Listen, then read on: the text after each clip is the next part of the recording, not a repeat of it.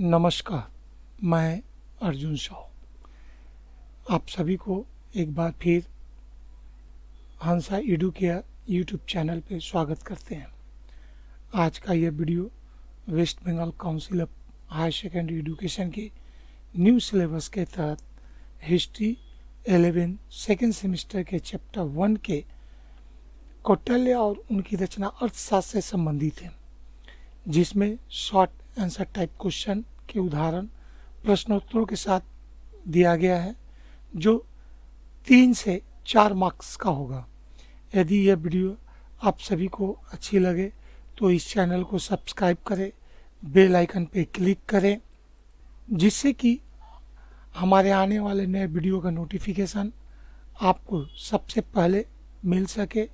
Video को like करें एवं कमेंट्स करें, अपने मित्र, दोस्तों एवं सहपाठियों के बीच इसे शेयर करें। तो चलते हैं, देखते हैं आगे इस वीडियो में आपके काम का क्या है, क्या कुछ नया है। धन्यवाद। लघु उत्तरीय प्रश्न और उत्तर। प्रश्न 1, कौटिल्य या चाणक्य का परिचय दीजिए। Introduction of Kautilya or Chanakya. उत्तर, कौटिल्य या चाणक्य की परिचय। कौटिल्य, जिन्हें चाणक्य या विष्णुगुप्त के नाम से भी जाना जाता है, प्राचीन भारतीय राजनीति दर्शन के एक महान विचारक और रणनीतिकार थे। उन्होंने अपने समय में नंदवंश के खिलाफ विद्रोह किया और चंद्रगुप्त मौर्य को सम्राट बनाने में महत्वपूर्ण भूमिका निभाई। उनकी प्रसिद्ध रचना अर्थशास्त्र, जो राज्य प्रबंधन और शासन की कला पर आधारित है। कौटिल्य ने अपनी पुस्तक अर्थशास्त्र में सबसे पहले राज्य की स्पष्ट अवधारणा दी। प्रारंभिक जीवन। कौटिल्य मौर्य काल का एक कूटनीतिक ब्राह्मण था। उनके जन्म या निजी जीवन के बारे में ज्यादा जानकारी नहीं है, लेकिन कई लोग मानते हैं कि उनका जन्म लगभग 370 ईसा पूर्व, वैकल्पिक रूप से 375 ईसा पूर्व में हुआ था। ज्ञातव्य है कि वे अपने प्रारंभिक जीवन में तक्षशिला विश्वविद्यालय में पढ़ाते थे। नंद वंश का विलुप्त होना। ऐसा सुना जाता है कि नंद वंश के अंतिम राजा घाना नंद के दरबार में अपमानित होने के बाद कौटिल्य ने नंद वंश को समाप्त या खत्म करने की कसम खाई थी। एक बार उनकी मुलाकात बालक चंद्रगुप्त से हुई। उन्होंने बालक चंद्रगुप्त में जुनून के लक्षण देखे। उसे तक्षशिला ले गए और उसे युद्ध और राजनीति में प्रशिक्षित किया। अंततः 324 ईसा पूर्व में चाणक्य सहयोग से चंद्रगुप्त मौर्य ने मगध से नंद वंश को समाप्त कर मौर्य वंश की स्थापना की। फिर जब चंद्रगुप्त मौर्य राजगद्दी पर बैठे तो कौटिल्य को उनका महामंत्री एवं सलाहकार नियुक्त किया गया। अर्थशास्त्र की रचना। कौटिल्य को ठीक से समझने के लिए उनकी पुस्तक अर्थशास्त्र का संदर्भ लेना आवश्यक है। मैसूर के विद्वान डॉ.आर. श्याम शास्त्री ने 1905 ईस्वी में इस पुस्तक की खोज की। यद्यपि इस बात पर विवाद है कि अर्थशास्त्र का लेखक कौन है। अधिकांश विद्वान कौटिल्य को अर्थशास्त्र का लेखक स्वीकार करते हैं। अर्थशास्त्र एक प्रसिद्ध ग्रंथ है। इस ग्रंथ का मुख्य विषय है नीतिशास्त्र, अर्थशास्त्र, राजनीति के सिद्धांतों, इसके अलावा राजा का कर्तव्य, राज्य का स्वरूप, युद्ध की नीति, प्रजा का कल्याण आदि। यह ग्रंथ 15 अध्यायों, 150 शीर्षकों और लगभग 6000 श्लोकों में विभाजित है। इस प्रसिद्ध राजनयिक की मृत्यु लगभग 283 ईसा पूर्व में हुई, जो कौटिल्य को महान राजनीतिक दूरदर्शिता और उत्कृष्ट कूटनीतिक कौशल वाले भारत के मैकियावेली के रूप में जाना जाता है। प्रश्न 2, अर्थशास्त्र को परिभाषित करें। Define Arthashastra. उत्तर, अर्थ का मतलब सामान्यतः मुद्रा, धन, संपत्ति आदि से होता है और शास्त्र शब्द का मतलब विद्या या विज्ञान से है। व्युत्पत्ति की दृष्टि से अर्थशास्त्र का मतलब धन का ज्ञान या विज्ञान होता है। लेकिन कौटिल्य ने अपने अर्थशास्त्र में अर्थशास्त्र के स्थान पर राजनीति की चर्चा की है। कौटिल्य के अनुसार कौटिल्य ने अपने अर्थशास्त्र के अंतिम अध्याय में इसे इस प्रकार परिभाषित किया है। मनुष्यानाग वृत्तिरक्षा मनुष्यावर्ती भूमिरिताष्टाः तत्यः पृथिव्या प्रेम पालनोपायः क्षमार्थशाला मिति। अर्थशास्त्र। इस उद्धरण का अर्थ है, पैसा मनुष्य की आजीविका का मुख्य साधन है। अर्थ वह भूमि या धरती है जिस पर लोग कब्जा करते हैं। इस संसार को कैसे प्राप्त किया जाए या कैसे जिया जाए, यह सिखाने वाला अर्थशास्त्र है। मत की व्याख्या। यद्यपि सामान्य अर्थ में मुद्रा का तात्पर्य विनिमय का माध्यम होता है, तथापि यह कहा जा सकता है कि उस युग में विनिमय का सबसे अच्छा माध्यम भूमि थी। भूमि आधारित कृषि उस युग की मुख्य अर्थव्यवस्था थी। जिस राजा के पास जितनी अधिक भूमि होती थी, वह उतना ही अधिक शक्तिशाली होता था। अतः भूमि आधारित राज्य विजय, राज्य रक्षा तथा राज्य संचालन से संबंधित शास्त्रों को अर्थशास्त्र कहना उचित है। प्रश्न 3। अर्थशास्त्र की सामग्री क्या है? What is the content of Arthashastra? उत्तर अर्थशास्त्र की विषय वस्तु है। अर्थशास्त्र में विभिन्न विषयों पर चर्चा की गई है। चर्चा किए गए विषयों को 15 खंडों में विभाजित किया गया है। अर्थशास्त्र में 6000 श्लोक है। अर्थशास्त्र की सामग्री को 2 मुख्य भागों तंत्र और अप्पा में वर्णित किया गया है। एक तंत्र खंड में विवेचित विषय, तंत्र खंड में राजा के शील, शिक्षा, राज्य प्रबंधन प्रणाली, न्याय व्यवस्था, प्राचार्यों के कर्तव्य और उत्तरदायित्व आदि पर चर्चा की गई है। 2 अप्पा खंड में चर्चा किए गए विषय। अप्पा खंड में अंतर राज्य संबंध, कूटनीति की 6 रणनीतियां, 7 सदस्यीय राज्य के विभिन्न संकट, सैन्य रणनीति, विजिगीषु राजा के कर्तव्य आदि पर चर्चा की गई है। 3 विभिन्न विषयों पर सुझाव। कौटिल्य का अर्थशास्त्र में राजा के प्रति विभिन्न सुझाव दिए हैं, जैसे रक्षा, कूटनीति अपनाना, जासूसों की भर्ती, युद्ध के तरीके आदि विभिन्न विषयों पर सलाह दी गई है। प्रश्न 4। अर्थशास्त्र की प्रकृति के बारे में लिखिए। उत्तर अर्थशास्त्र का स्वरूप नीचे बताया गया है। 1 धर्मनिरपेक्ष प्रशासनिक सिद्धांत। अर्थशास्त्र एक धर्मनिरपेक्ष प्रशासनिक सिद्धांत है। 2 राजनीति। कौटिल्य ने अर्थशास्त्र को राजनीति का पर्याय बताया है। राजस्व के लिए राजा को राज्य की नीति का पालन किया जाना चाहिए। अर्थशास्त्र में सिविल, फौजदारी के अलावा व्यक्तिगत कानून का भी विस्तार से वर्णन किया गया है। 3 भूमि संरक्षण। अर्थशास्त्र भूमि रूपों पर विजय और उसका संरक्षण है। इस प्रश्न से राज्य रक्षा की विभिन्न अवधारणाएं मिल सकती है। प्राचीन भारत में राजनीतिक दर्शन पर लिखित महान ग्रंथ को महान अर्थशास्त्र कहा जाता है। कौटिल्य का अर्थशास्त्र प्रश्न कोई अपवाद नहीं है। उनकी पुस्तक भूमि समझौता, शाही कर्तव्य, राज्य प्रबंधन, कूटनीति आदि विषयों को राजनीति विज्ञान के अंग के रूप में शामिल किया गया है। प्रश्न 5। कौटिल्य का सप्तांग सिद्धांत को समझाकर लिखो। कौटिल्य का सप्तांग सिद्धांत। कौटिल्य का सप्तांग सिद्धांत राज्य की संरचना, उसके तत्वों और उनके कार्यों को समझने का प्रयास करते हैं। सप्तांग सिद्धांत। कौटिल्य ने अर्थशास्त्र में राज्य के 7 अंगों सप्तांग का उल्लेख किया है, जो निम्नलिखित है। 1 स्वामी या राजा राज्य का प्रमुख। 2 अमात्य या मंत्री, राजा के सलाहकार और प्रशासनिक सहायक। 3 जनपद या क्षेत्र, राज्य की भौगोलिक सीमाएं। 4 दुर्ग या किला, सुरक्षा का प्रतीक। 5 कोष या खजाना, आर्थिक संसाधन। 6 दंड या न्याय या बल, कानून और व्यवस्था बनाए रखने का साधन। 7 मित्र या सहयोगी, अन्य राज्यों या शक्तियों के साथ सहयोग। इन अंगों को कौटिल्य ने मानव शरीर के अंगों के समान परस्पर संबंधित बताया है, जो एक संगठित और कार्यरत राज्य का निर्माण करते हैं। इस प्रकार कौटिल्य का सप्तांग सिद्धांत में राज्य की संरचना, उसके तत्वों की आपसी निर्भरता और शासक की भूमिका शामिल है। यह सिद्धांत महत्वपूर्ण राजनीतिक सिद्धांत प्रदान कर। प्रश्न 6। कौटिल्य ने अर्थशास्त्र में आदर्श राज्य की क्या विशेषताएं बताई है? What are the characteristics of an ideal state described by Kautilya in Arthashastra? या अर्थशास्त्र की प्रासंगिकता पर संक्षेप में चर्चा करें। Discuss briefly the relevance of Arthashastra.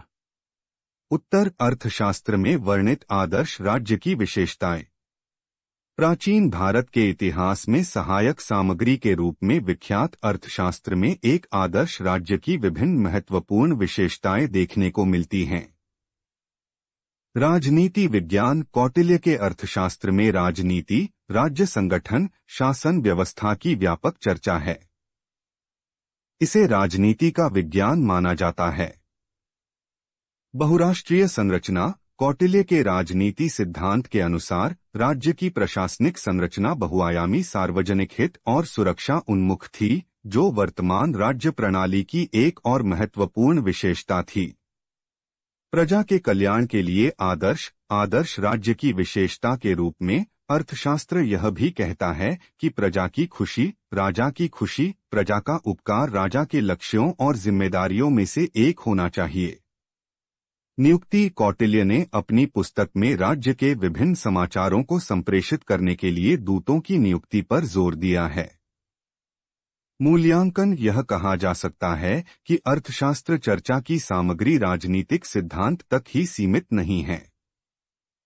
इसका दायरा राज्य के विभिन्न मुद्दों की चर्चा के अलावा इस ग्रंथ का मुख्य विषय नीतिशास्त्र, अर्थशास्त्र, राजनीति के सिद्धांतों, राजा का कर्तव्य, राज्य का स्वरूप, युद्ध की नीति, प्रजा का कल्याण आदि है।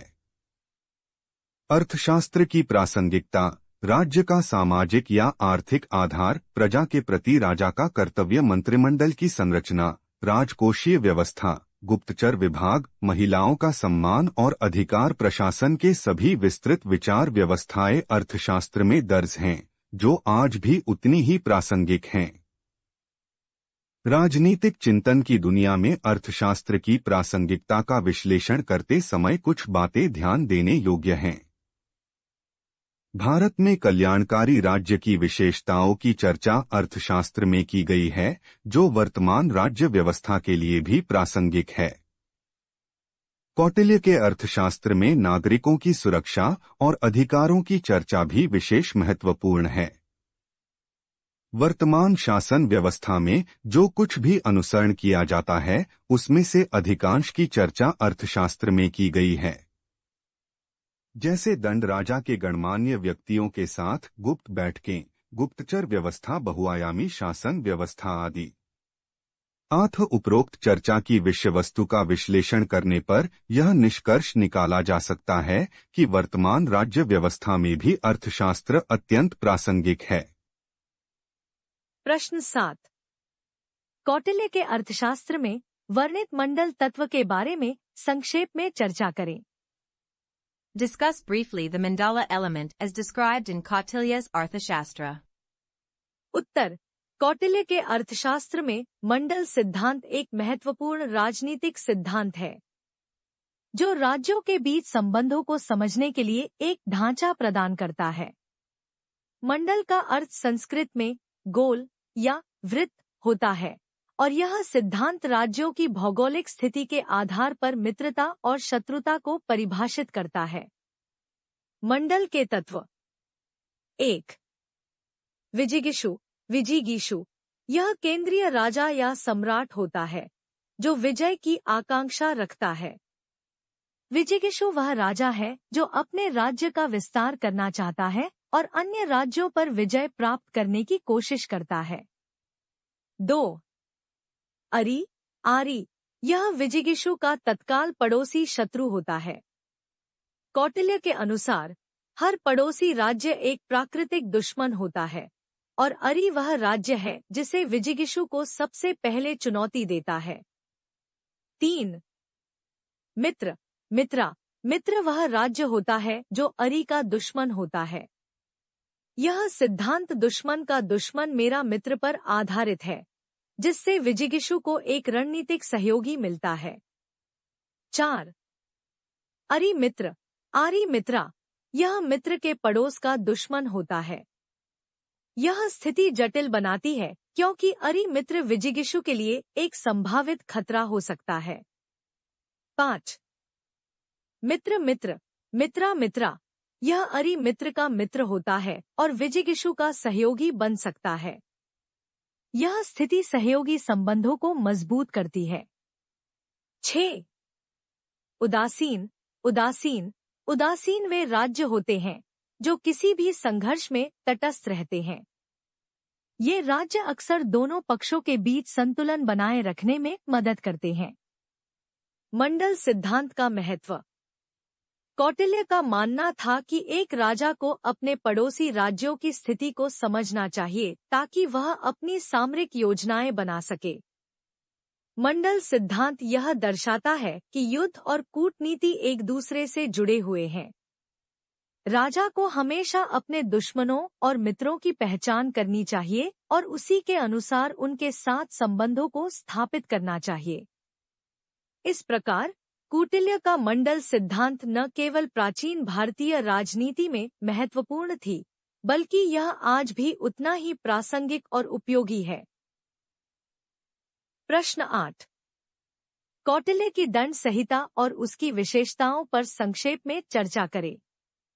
Briefly discuss Kautilya's penal code and its features. उत्तर. कौटिल्य की दंड नीति का उल्लेख कौटिल्य द्वारा लिखित अर्थशास्त्र में मिलता है। इस वाक्य के व्यापक अर्थ है। कौटिल्य अनुसार दंड या सजा तथा दंड के भय को केवल निवारक दृष्टि से नहीं आंका जाना चाहिए। यह दंड समाज में कानून एवं व्यवस्था स्थापित करता है। अर्थशाला के प्रथम अध्याय में वडात्मक सिद्धांतों की चर्चा किया गया है। अर्थशास्त्र में दंड या लाठी या सजा का अर्थ कौटिल्य ने अर्थशास्त्र में दंड का उपयोग छड़ी के अर्थ में किया है। यहाँ दंड शब्द का दूसरा अर्थ सजा है। सैन्य बल में अर्थ कौटिल्य ने दंड शब्द का प्रयोग सैन्य दल के अर्थ में भी किया है। दंड की रणनीति के अर्थ पुनः कौटिल्य दंड संहिता इसे दंड की कला के रूप में भी वर्णित किया गया है। क्षमता के अर्थ में कई लोग कहते हैं कि क्षमता शब्द जिस अर्थ में आधुनिक राजनीति में पावर साइंस शब्द का प्रयोग किया जाता है वह ऐसे विचारों की अभिव्यक्ति है।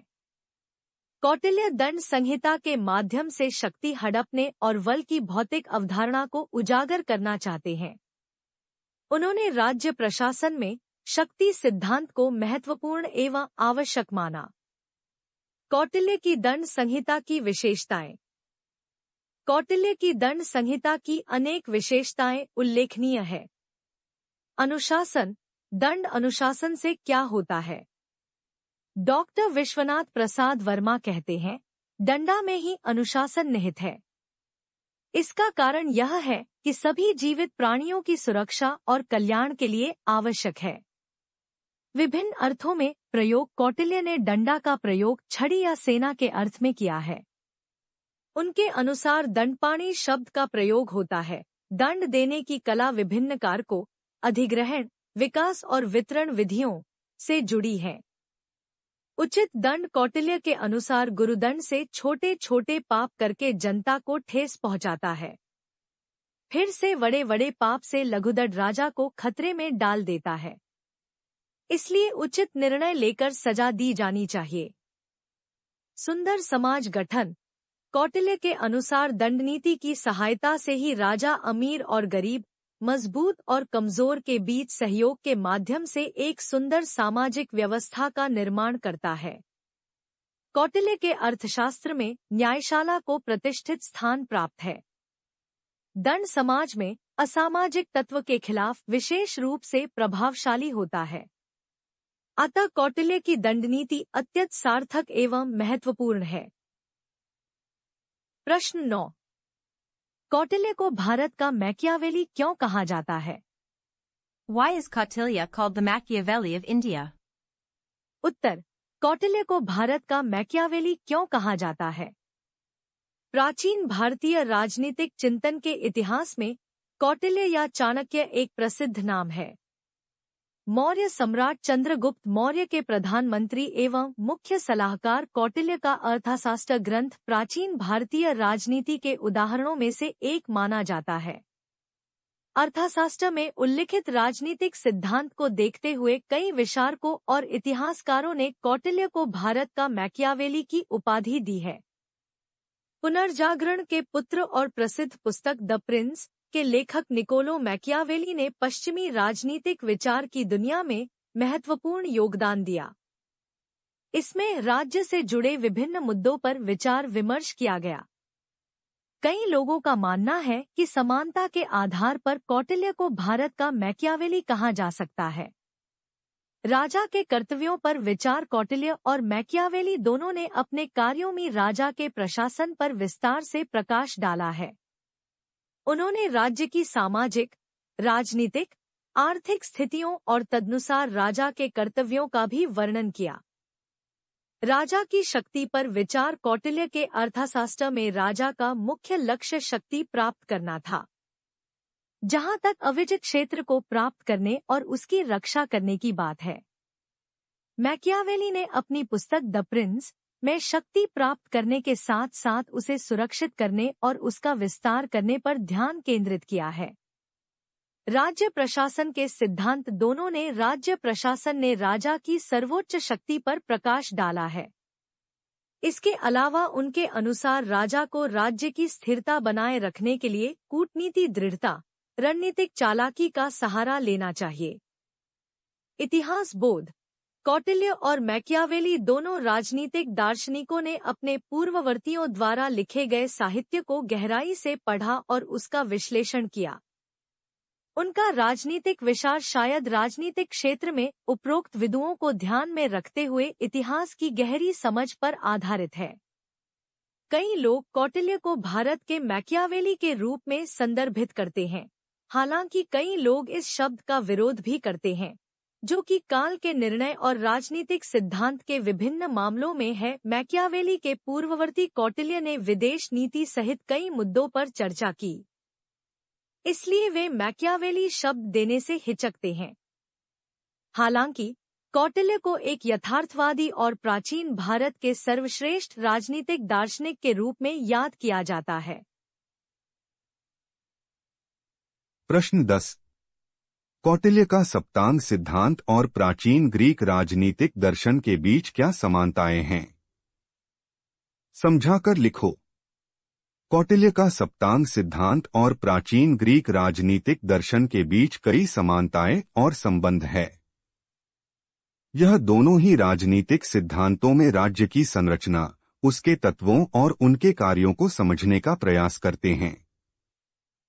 सप्तांग सिद्धांत कौटिल्य ने अर्थशास्त्र में राज्य के 7 अंगों सप्तांग का उल्लेख किया है, जो निम्नलिखित है। 1. स्वामी राजा, राज्य का प्रमुख। 2. अमात्य मंत्री, राजा के सलाहकार और प्रशासनिक सहायक। 3. जनपद क्षेत्र, राज्य की भौगोलिक सीमाएं। 4. दुर्ग किला, सुरक्षा का प्रतीक। 5. कोष खजाना, आर्थिक साधन। 6. दंड न्याय या बल, कानून और व्यवस्था बनाए रखने का साधन। 7. मित्र सहयोगी, अन्य राज्यों या शक्तियों के साथ सहयोग।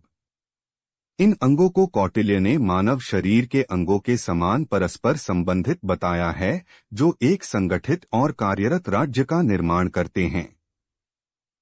ग्रीक राजनीतिक दर्शन प्राचीन ग्रीक राजनीतिक दर्शन, विशेषकर प्लेटो और अरस्तु की रचनाओं में राज्य की संरचना और उसके तत्वों पर गहन विचार किया गया है।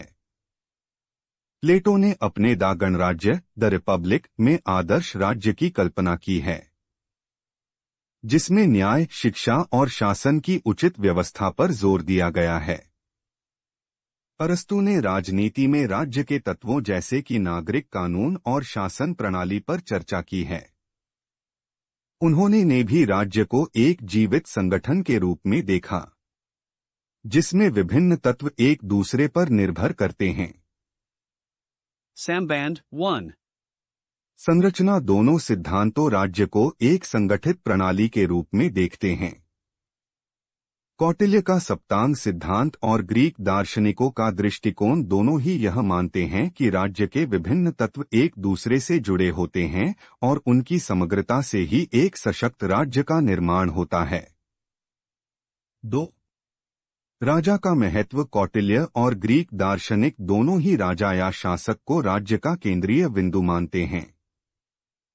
राजा की नीति और निर्णय लेने की क्षमता राज्य की प्रगति या पतन में महत्वपूर्ण भूमिका निभाती है। 3. राजनीतिक नैतिकता। जबकि कौटिल्य ने राजनीति को नैतिकता से अलग करके एक स्वतंत्र शस्त्र के रूप में प्रस्तुत किया, ग्रीक दार्शनिकों ने नैतिकता को राजनीति के साथ जोड़ा। प्लेटो ने आदर्श राज्य की कल्पना करते समय नैतिकता को महत्वपूर्ण माना, जबकि कौटिल्य ने व्यावहारिक दृष्टिकोण अपनाया है। इस प्रकार कौटिल्य का सप्तांग सिद्धांत प्राचीन ग्रीक राजनीतिक दर्शन से कई दृष्टियों से संबंधित है, जिसने राज्य की संरचना, उसके तत्वों की आपसी निर्भरता और शासक की भूमिका शामिल है। दोनों ही विचारधाराएं अपने अपने संदर्भ में महत्वपूर्ण राजनीतिक सिद्धांत प्रदान करती है। प्रश्न 11। अर्थशास्त्र एक राजा की शक्तियों और गुणों के बारे में क्या कहता है?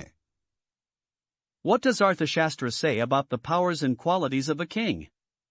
कौटिल्य द्वारा लिखित अर्थशास्त्र प्राचीन भारतीय राजनीति और राजनीतिक अभ्यास पर एक नैतिक पाठ है।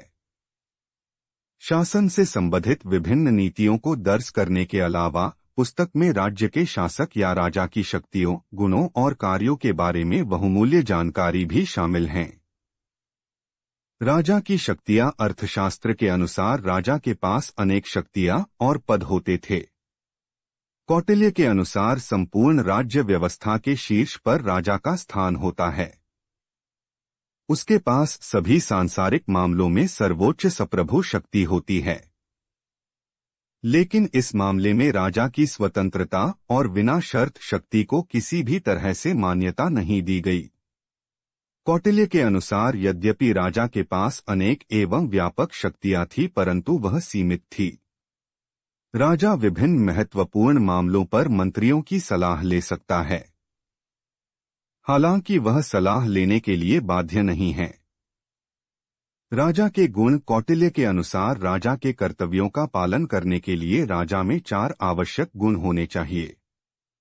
उत्थान गुण या उत्साह गुण। उत्थान गुण हर जगह सभी गतिविधियों में हमेशा लगे रहने का गुण है।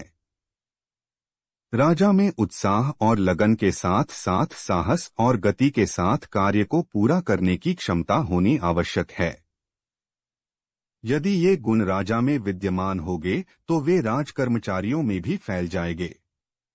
दूसरी ओर यदि राजा प्रेरित नहीं होगा तो प्रजा के बीच उसका प्रभाव भी प्रभावित होगा और राज्य और उसकी जनता के हित खतरे में पड़ जाएंगे।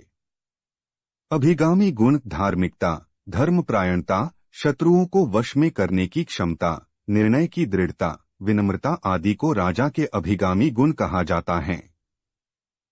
यदि राजा में ये गुण हो तो प्रजा उसकी ओर आकर्षित होगी और उसकी आशा का पालन करेगी।